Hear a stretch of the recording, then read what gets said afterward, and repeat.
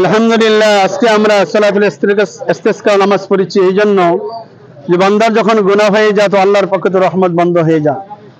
এই জন্য রাসূলুল্লাহ সাল্লাল্লাহু আলাইহি ওয়াসাল্লাম ইরশাদ করেছেন, আমার উম্মত যতক্ষণ পর্যন্ত ইস্তিগফার করে থাকবে আল্লাহর পক্ষ থেকে সমস্ত আপদ বিপদ দূর হয়ে গিয়ে আল্লাহর পক্ষ থেকে রহমত আসবে। এই আল্লাহর পক্ষ থেকে রহমতের আশা নিয়ে আমরা আজকে ইস্তিসকা নামাজ সুন্নাত হিসেবে আদায় করেছি। জনগণ, মুসল্লি, উলামায়ে কেরাম, ছাত্র, শিক্ষক এবং বয়স্ক মানুষ সকলকে নিয়ে আমরা নামাজ পড়েছি। আল্লাহর দরবারে 2 রাকাত নামাজ পড়ে কান্নাকাটি করেছি। আল্লাহ যেন আমাদের জীবনে গুনাহগুলো মাফ করে দিয়ে আল্লাহ রহমত আমাদের উপরে যেন বর্ষিত হয়। জমিন যেন ফাটা জমিন যেন জিন্দা হয়ে যায়, ফসল জিন্দা হয়ে যায়।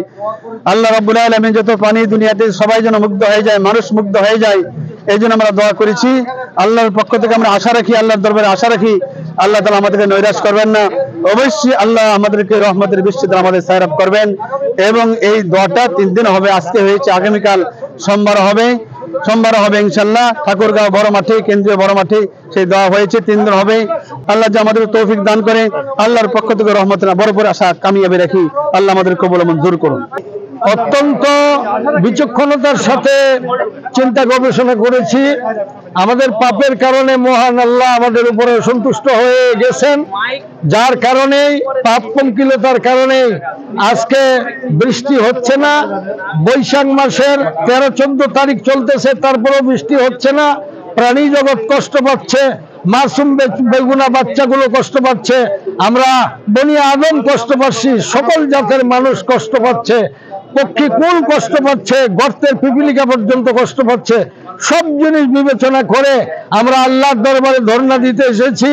আমরা জানি পৃথিবীর কোনো শক্তি নাই আকাশ থেকে বৃষ্টি বর্ষণ করাই দিতে পারে, একমাত্র ইল্লাল্লাহ, আল্লাহ ছাড়া। সেই আল্লাহর দরবারে আমরা 2 রাকাত নামাজ আদায় করেছি, তাকেই সেজদা দিয়েছি, তার নামেই খুতবা পড়েছি এবং তার দরবারে আমরা রোনা জারি করেছি, কান্দাকাটি করেছি।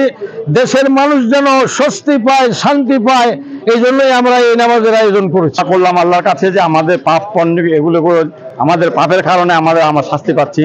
এই জন্যই আমাদের শুধু মানুষ শাস্তি পাচ্ছে না, প্রকৃতি বিরূপ আঘাত ধারণ করেছে, পশু পাখি সবগুলোই ধারণ করছে, কষ্ট পাচ্ছে। এই জন্য আল্লাহর কাছে আমরা আস্তাগফিরুল্লাহ পাঠ করছি এবং আল্লাহর কাছে পানা চাচ্ছি। আল্লাহর কাছে পানা চেয়ে আমরা আল্লাহর কাছে আল্লাহর রহমত কামনা করছি, আল্লাহর রহমতের বৃষ্টি কামনা করছি।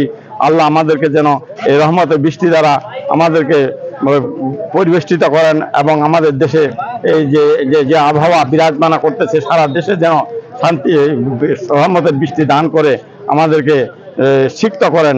এই দোয়া আমরা আল্লাহর কাছে করছি।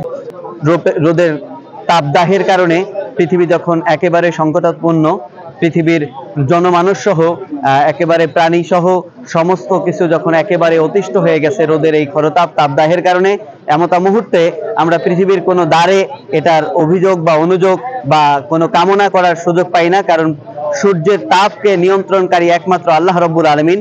এজন্য মহান আল্লাহ রাব্বুল আলামিনের কাছে বিশ্বনবী সাল্লাল্লাহু আলাইহি ওয়াসাল্লামের শেখানো সুন্নাত সালাতুল ইস্তিসকা আদায় করে আমরা আজকে আপাল বিদ্যা বনিতা উপস্থিত হয়ে খোলা ময়দানে আমরা কায়মানবাককে আল্লাহর কাছে প্রার্থনা করেছি। আমরা আশা করছি আল্লাহ রাব্বুল আলামিন আজকেই বৃষ্টি দান করবেন। এরপরেও আমরা মাগফিরাতের এই রহমতের কামনায় আগামী 2 দিন বৃষ্টির জন্য আমরা দোয়া করব। গরম শুরু হয়েছে এবং মানুষের আবাদ পানি সব বন্ধ হয়ে গেছে, কষ্ট হচ্ছে খুবই। এই জন্য আসলে আল্লাহর কাছে আমরা ইস্তিগফার করতে আজকে বড় মাঠে সালাতুল ইস্তিসকা বৃষ্টির নামাজ পড়তে আসছি আসলে।